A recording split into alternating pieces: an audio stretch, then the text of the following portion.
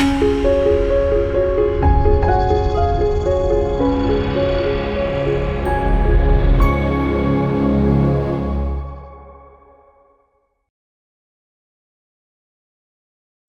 మాత్రం. నేను మీ journalist Navata. Welcome to R Voice. Thakur Family Foundation అనే అమెరికా ఆధారిత సంస్థ గురించి అది కోట్ల రూపాయల నిధులు భారత్లో ఉన్న మీడియా, జర్నలిస్టులు, ఇన్ఫ్లుయెన్సర్స్ ముఠాకి సమకూరుస్తూ భారత కంపెనీలకు, భారత ప్రభుత్వానికి వ్యతిరేకంగా దేశ విదేశాల్లో విపరీతంగా ప్రచారం చేస్తున్నట్లు అనేక విషయాలు వెలుగులోకి వస్తున్నాయి.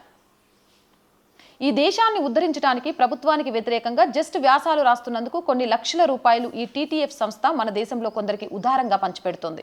గత 6 సంవత్సరాల్లో కేవలం $31,30,871 అంటే సుమారు 25 కోట్ల రూపాయలు మాత్రమే ఖర్చు చేసింది. ఈ చిన్న మొత్తంతోనే 162 మంది భారతీయ జర్నలిస్ట్, రీసెర్చర్లు వెంటనే మోకాలపై కూర్చొని గిన్నెలు చేతిలో పట్టుకొని నాలుకలు బయటికి చూపిస్తూ డాలర్ల కోసం శిక్షణ పొందిన కోతుల్లా నాట్యం చేశారని ఈ జర్నలిస్టులు అమెరికా నుంచి డబ్బు తీసుకొని మోదీ ప్రభుత్వాన్ని, భారతదేశాన్ని లక్ష్యం చేశారని తరుణ్ ఆధారాలతో ఆరోపించాడు.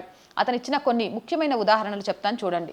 Confluence Media, Newslaundry, Ravish Kumar 2024లో జోసెఫ్ యొక్క Confluence Media Thakur Family Foundation నుంచి $22,825 అంటే సుమారు 20 లక్షల రూపాయలు తీసుకుంది.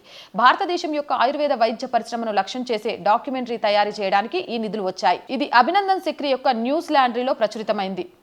సృష్టి జస్వాల్ కొన్ని సంవత్సరాల క్రితం హిందూ దేవతలను అవమానించి హిందువుల నుంచి తీవ్ర వ్యతిరేకత ఎదుర్కొన్న ఈ జర్నలిస్ట్ టీఎఫ్ఎఫ్ నుంచి క్రమం తప్పకుండా నిధులు అందుకుంటూ వస్తోంది. 2024లో ఆన్లైన్ ట్రోలింగ్ పై డాక్యుమెంట్ రాయడానికి $5,030 అంటే సుమారు 4.5 లక్షలు అందుకుంది. ఆ డాక్యుమెంట్ కనిపించలేదు, కానీ హిందువులను లక్ష్యం చేసే ఒక ఇంటర్వ్యూ మాత్రమే అందుబాటులో ఉంది. Kaushik Basu, article 14 the Wire, Guardian కి సంబంధించిన ఈ జర్నలిస్ట్ సివిల్ లిబర్టీతో $4,070 అంటే సుమారు 3.5 లక్షలు అందుకున్నాడు. అదే సమయంలో హిందువులను, బీజేపీ ప్రభుత్వాలను లక్ష్యం చేసి భారతదేశాన్ని అప్రతిష్ట పాలు చేసే వ్యాసాలు రాశాడు. ఆర్యన్ మెహతా, న్యూస్ లాండ్రీ 2023 జూన్లో సివిల్ లిబర్టీపై రాయడానికి $3,971 అంటే సుమారు 3.5 లక్షలు అందుకున్నాడు. టీఎఫ్ఎఫ్ వెబ్సైట్లో ఈ గ్రాంట్కి సంబంధించి 7 వీడియోలు, 9 ఆర్టికల్లు ఉన్నాయి.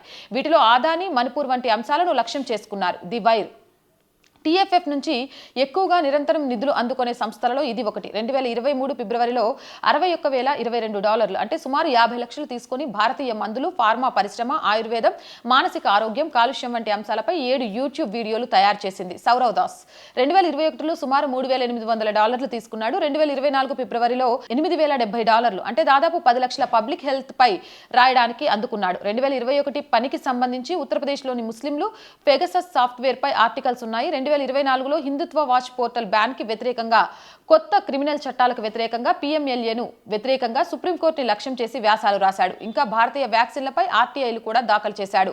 Alt News, Sumaiya Shaikh TFF నుంచి పెద్ద మొత్తంలో నిధులు అందుకున్న వారిలో ఒకరు. 2022లో సుమారు $61,022 అంటే 50 లక్షలకు పైగా తీసుకొని కోవిడ్ కాలంలో భారతీయ ఆయుర్వేద మందులు, స్వదేశీ రోగనిరోధక పద్ధతులపై ఫ్యాక్ట్ చెక్ చేశారు.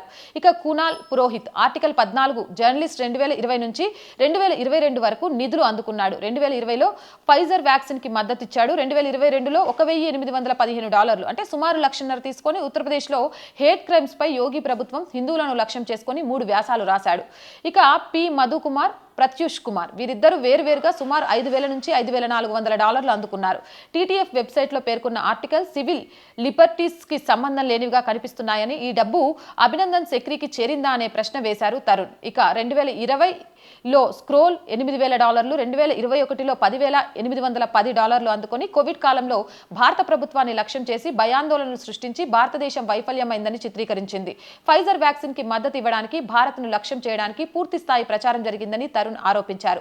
చివరగా 2023 వరకు టీఎఫ్ఎఫ్ నుంచి నిధులు అందుకున్న జర్నలిస్టులు, మీడియా ప్లాట్ఫామ్ల పాత జాబితాలు కూడా తరుణ్ ఇచ్చారు. ఒక్కో మీడియా ప్లాట్ఫామ్ భారత్ కి వ్యతిరేకంగా ఎన్ని ఆర్టికల్స్ రాసిందో కూడా తరుణ్ లిస్టు పెట్టారు.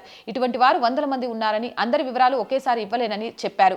ఈ నిధులతో భారతదేశాన్ని ప్రపంచవ్యాప్తంగా అవమానపరిచే వ్యాసాలు ప్లాట్ఫామ్ చేయబడ్డాయని ఆరోపించారు. ఇక దురదృష్టం ఏంటంటే ఈ దేశాన్ని దేశీయంగా మరియు అంతర్జాతీయంగా బంధనం చేస్తూ అమెరికా పెట్టుబడిదారీ వ్యవస్థ ప్రయోజనాలకు ఈ దేశంలో ప్రచారం చేస్తూ అమెరికా ఎజెండాను ఈ దేశంలో అమలు చేస్తుంది. వామపక్ష మేధావులు, మీడియా వారు మరియు యాక్టివిస్ట్ అమెరికా వ్యతిరేకిస్తున్న మన FCRA బిల్లును వీళ్ళు కూడా వ్యతిరేకిస్తున్నారు. ఈ దేశభక్తులు, లెఫ్ట్ మేధావులు, యాక్టివిస్టులు FCRA బిల్లును ఎందుకు గట్టిగా వ్యతిరేకిస్తున్నారో ఇప్పుడు అర్థమైందా? దానికి సంబంధించి కూడా ఒక వీడియో త్వరలోనే మేము ముందుకు తీసుకొస్తా. జై హింద్, జై భారత్. ఇలాంటి మోర్ వీడియోస్ కోసం R group of channels, R voice, R political, R Sanskriti channels ని వెంటనే సబ్స్క్రైబ్ చేయండి. కంటెంట్ బాగుంది అనిపిస్తే లైక్ చేయండి, షేర్ చేయండి. ఆర్థికంగా ఆర్ వాయిస్ కి చేతనందించండి. ఆర్థికంగా సపోర్ట్ చేయాలి అంటే సబ్స్క్రిప్షన్ పక్కనే జాయిన్ అనే బటన్ ఉంది. 1 to 5 లెవెల్స్ ఉన్నాయి. ఏదో ఒక లెవెల్లో సపోర్ట్ చేయండి. లేదా స్క్రీన్ మీద గూగుల్ పే, ఫోన్ పే తో పాటు అకౌంట్ డీటెయిల్స్ ఉన్నాయి. మీకు తోచిన సహాయాన్ని అందించండి. వ్యాపార ప్రకటనల కోసం 8328500576 నెంబర్ ని సంప్రదించండి. జై హింద్, జై భారత్.